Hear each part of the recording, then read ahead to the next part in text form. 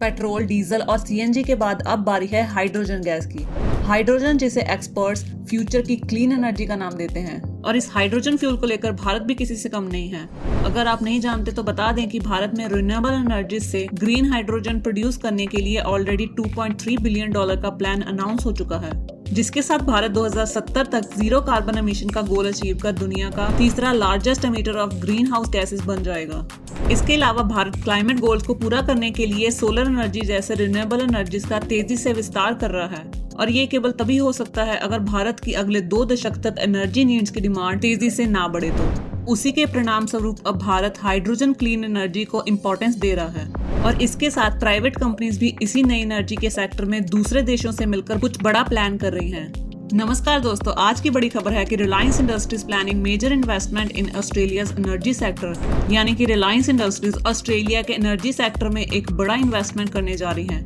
आगे बढ़ने से पहले चैनल को सब्सक्राइब कर ले ताकि ऐसी बड़ी खबर सबसे पहले आप तक पहुंचे। आज की खबर शुरू करने से पहले आप जान लें कि हाइड्रोजन सेल वाहन में फ्यूल सेल हाइड्रोजन गैस को कंप्रेस करके इलेक्ट्रिकल एनर्जी पैदा करता है, फिर फ्यूल सेल इलेक्ट्रिक मोटर को बिजली प्रदान कर पावर जनरेट करता है, जबकि दूसरे फ्यूल्स के मामले में गैस को जलाया जाता है। कुछ ही दिन पहले हमने आपको दी बड़ी खबर कि अशोक लेलैंड और रिलायंस इंडस्ट्रीज की कोलैबोरेशन ने भारत का पहला हाइड्रोजन पावर ट्रक तैयार किया है और इन हैवी ड्यूटी ट्रक्स की टेस्टिंग का काम भी ऑलरेडी हो चुका है और साथ ही साथ कंपनी ने इस hydrogen powered heavy duty truck को इंडिया एनर्जी वीक में भी पेश किया था। आपको बता दें कि हाइड्रोजन पावर्ड ट्रक का इंजन डीजल ट्रक से 3 गुना ज्यादा पावरफुल तो होता ही है, साथ ही साथ ये व्हीकल्स कोई भी टेल पाइप एमिशंस भी नहीं करते और रिलायंस द्वारा बनाए ये हाइड्रोजन ट्रक्स बहुत ही जल्द ऑस्ट्रेलिया की सड़कों पर दौड़ते नजर आएंगे। आपको बता दें कि ऑस्ट्रेलिया की गवर्नमेंट भी हाइड्रोजन एनर्जीज को लेकर काफी बड़े प्लान्स कर रही है, इसीलिए अब रिलायंस भी ऑस्ट्रेलिया को इस प्रोजेक्ट के लिए चूज कर रही है।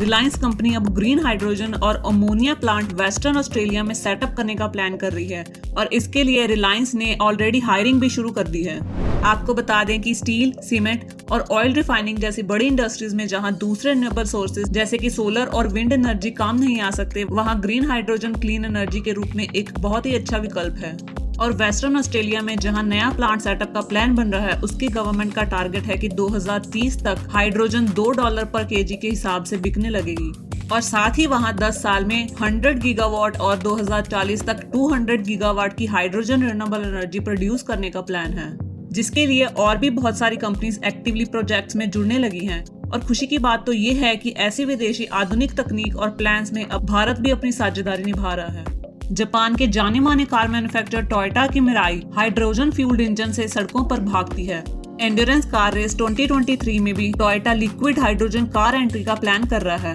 यानी कि अब टोयोटा कार रेस में लिक्विड हाइड्रोजन फ्यूल्ड कार को भगाएगा। इस तरह टोयोटा एक बड़े इवेंट में हाइड्रोजन कार को प्रमोट करके 2030 तक एक बड़ा टारगेट अचीव करने का प्लान कर रहा है। टोयोटा का 2030 तक 10 मिलियन सालाना हाइड्रोजन फ्यूल्ड कार्स बेचने का टारगेट है। अगर हम भारत की ग्रीन हाइड्रोजन प्रोडक्शन कैपेसिटी की बात करें तो प्रधानमंत्री नरेंद्र मोदी द्वारा 4 जनवरी 2023 को हाइड्रोजन मिशन के लिए इनिशियल आउटले में 19,474 करोड़ की इन्वेस्टमेंट की बात करी गई थी, जिसमें सालाना हाइड्रोजन प्रोडक्शन का टारगेट 5 मिलियन मैट्रिक टन का बताया गया था और भारतीय सरकार का टारगेट है कि 2030 तक 8 लाख करोड़ इन्वेस्टमेंट इस सेक्टर में लाना और 6 लाख से भी अधिक जॉब्स देना है। भारत में इस समय हाइड्रोजन प्रोडक्शन के रिलायंस इंडस्ट्रीज के अलावा प्लेयर्स की लिस्ट में GAIL, National Thermal Power Corporation, Indian Oil Corporation और अदानी ग्रीन एनर्जीज के नाम आते हैं। जैसे कि रिलायंस अशोक लेलैंड का हाइड्रोजन सेक्टर में इतना बड़ा कमाल कर व्हीकल्स इंजन बनाना और दूसरी ओर भारत ऑस्ट्रेलिया का $100 बिलियन